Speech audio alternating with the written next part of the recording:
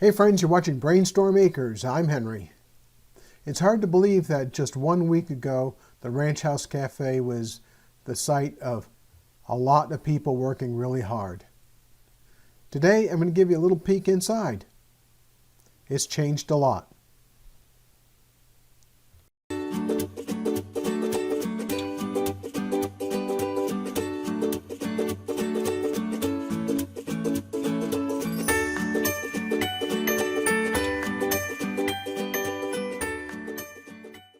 Restaurant Impossible's design team restructured the inside of the Ranch House Cafe. Now, they didn't have a huge budget to work with, so they couldn't knock out walls and replace windows, but they did replace the panel siding that was inside the cafe itself, and they changed the colors. Along the way, they brought some new improvements to the ranch house, one of which is a really nice order entry system. It makes communication between the serving staff and the kitchen a lot more seamless. Now, I spoke with the owner this morning, and she's really happy with what's happened. She said that the design team from Restaurant Impossible were a dream to work with. And the really great thing is she still has access to them for several months. So she said she wants to get the outside of the restaurant repainted. So she'll talk with the design team about what colors would be appropriate. And there may be some other changes that she wants to do as well. What about the menu? Interestingly enough, the menu has been changed somewhat in that there's now a breakfast menu, a lunch menu, and a dinner menu. Not everything is being served all day long, which means that it'll keep the cooks in the kitchen from going crazy. There's some new things on the menu. I think we'll go back and give some of the things a try. It's been a long time since we've been in there, but it looks like there's some positive improvements happening. Hey, Irene's with me now, so you know, we put out more traps. We have 4 traps around the brassica forest, plus a whole bunch of spring traps. Right, I put out 4 spring traps and 3 regular traps of the automated traps last night. I'm going to sandpaper the traps before tonight. One of the problems with rat traps, mouse traps, any of that sort of stuff, once it's been rained on for a while, is that they can get rusty, and these are rusty, and therefore the metal parts that cause the traps to actually go off do not slide as well. So I know from experience exactly how to polish it with a little bit of wet and dry sandpaper, and we'll take all the rust off. I'm also going to double load them. I'm going to have the apples on there because most rats and mice do like apples, and I'm also going to slap on a little bit of peanut butter and see if that'll help. These guys seem particularly savvy, but having the stuff out there last night and nothing bad happening to them means that they will be kind of ignoring it a little bit. Yeah, rats are cautious about new things in their environment. They're pretty much a creature of habit. They will tend to walk along a foundation, for example, but so they'll take that route in preference to any other way to get where they're going. Well, there's a big difference between a city rat, which there are city rats, and a country rat. You know, country rats prefer to be eating leafy greens. Right. If you're a rat in the city, you're going to eat whatever's available, which is a lot of trash. Yeah, yeah. The hardest ones to get out here are by far the kangaroo rats. And I was always like, what's different about them? Well, the answer is they're lightning. They're fast. They're really, really fast. I actually saw a video of a kangaroo rat being struck at by a viper. I don't remember what kind of snake it was, but it was a poisonous snake, and that little bugger could just like fly through the air and bounce around it. I mean, he's so fast. They are so fast a lot of times that if you have a kangaroo rat, it may take you 20 tries to get one, whereas a regular rat you can get pretty quickly, because they can actually move fast enough to avoid the trap a lot of times. All things considered, we'd rather have the rats stay outside of our yard, Yeah. out of our garden, out of our cars. Oh, yes, yes. And if they just do that, they We would can leave them alone. they could live peacefully for their entire existence. But come in and start eating our food, or Our wires. chewing their wires, Yeah, right. and No. your days are numbered. Sorry, a lot of the mice are cute. Oh yeah, we have more than one type of mouse around here, and there's one of them that has these big Big ears ears. that looks like a cartoon. They're wicked cute. I mean, you could imagine them with some little bonnet on and a little basket and all that other stuff.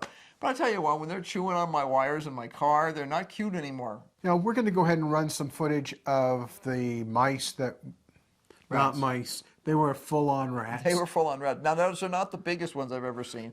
I've had some rats here that were just, you're like, oh, Lord, that's amazing.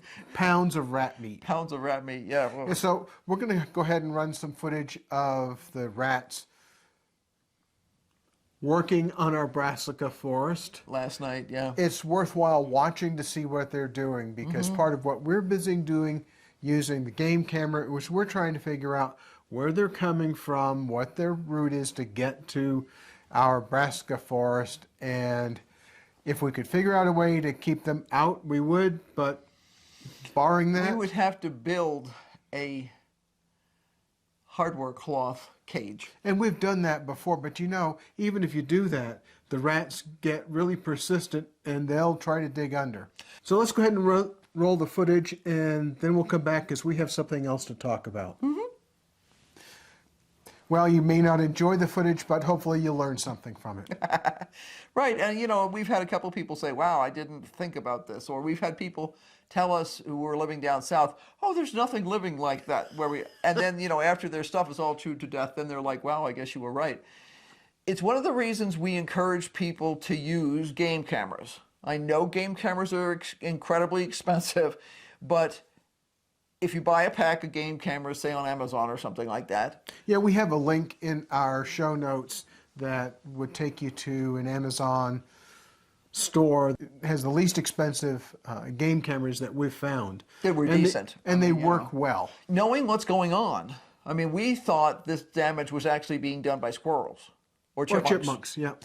Now, and then we see the rats. There's a slightly different strategy. We don't let Isa out after dark because we do get great horned owls here, and, Yep. and they come in without a whole lot of fanfare, without a lot of an announcement, and we find out the next morning when we find Carcasses, or parts of them. You're like, oh, it's guts. bits and pieces. Yeah. So, well, hopefully this footage will help you understand a little bit more about what is going on here with our rat population, and we'll talk to you afterwards.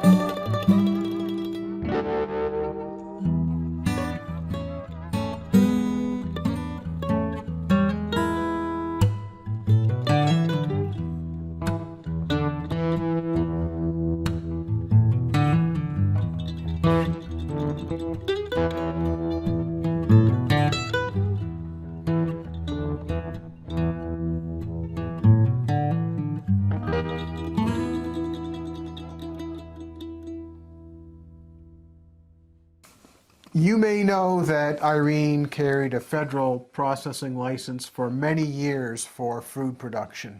And I worked with her in the chai tea factory, and we did a lot of things. One of the things that we're pretty much sticklers about is we follow the specific guidelines for home canning and preserving because that's been scientifically tested. They know how long it needs to run and the temperatures.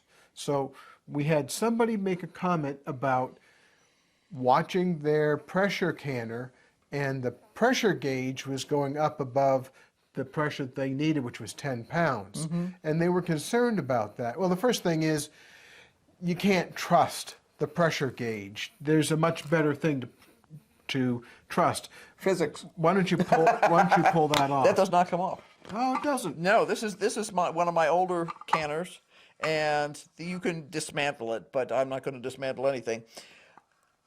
On the old-fashioned canners that don't have a pressure gauge, you have a weight, and you adjust the weight by dismantling it. This actually unscrews and comes apart, and you choose the amount of weight that you need for your altitude, because your altitude determines how much pressure is needed in order to make your water boil hot enough to do the type of sanitation that's necessary to make your food safe. There's not a really huge difference in the boiling temperature. Here, at a mile above sea level, water boils around 210 degrees. Now, if you're at sea level, it boils at 212. So it's only 2 degrees. That's not a big of a difference, is it? Yeah, it doesn't seem like it would be a big difference, but when you are using a precise formula to determine exactly how hot the food is going to get inside that canner, you need to follow the rules.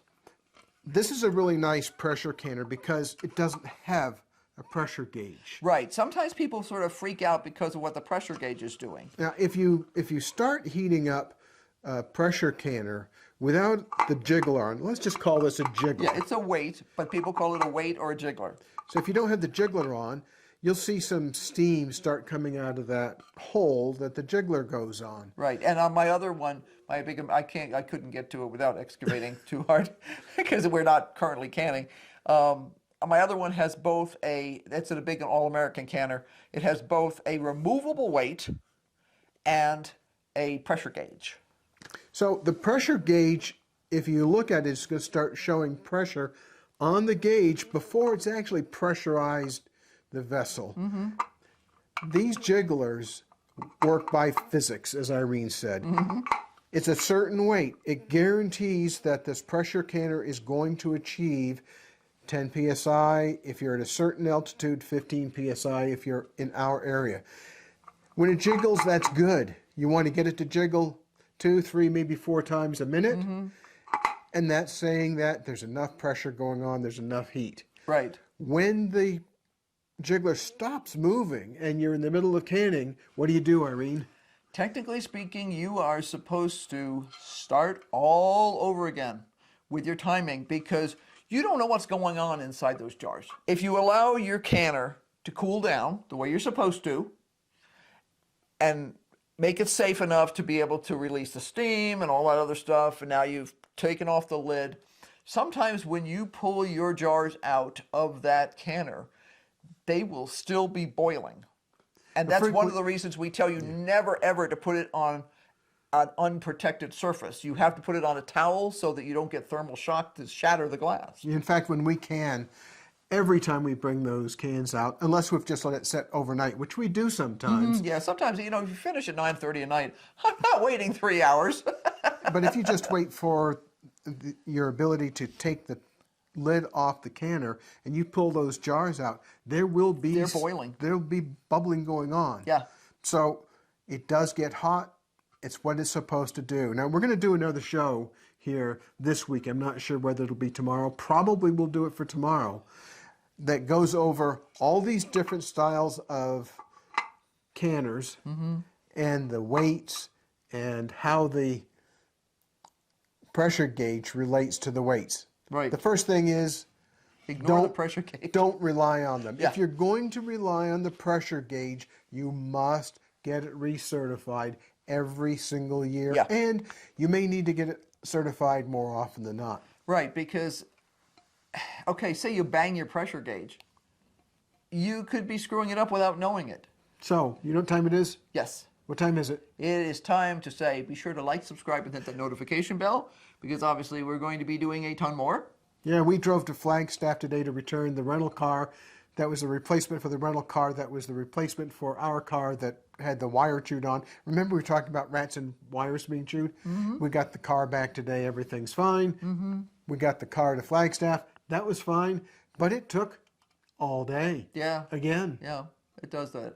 And I realized we missed a package at the gas station. I got a notification when I got home that the package was there. So. So until next time. Bye. Bye. Keep brainstorming.